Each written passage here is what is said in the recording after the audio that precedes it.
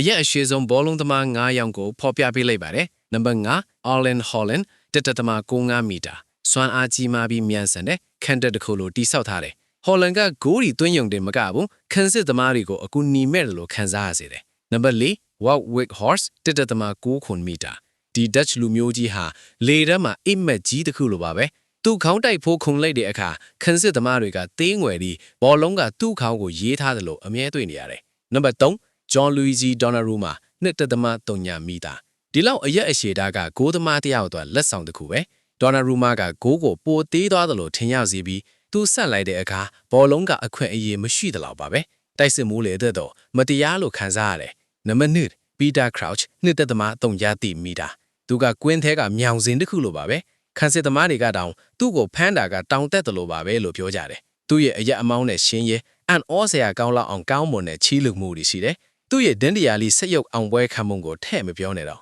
နံပါတ်1 1.1 မီတာလောက်ကမ္ဘာအရှိဆုံးဘောလုံးသမားသူကဘယ်လ်ဂျီယမ်ဂိုးသမားပါဘယ်သူလဲဆိုတာခံမှန်းကြည့်နိုင်သလားကောမန့်မှာသူ့နာမည်ကိုရေးခဲ့ပါ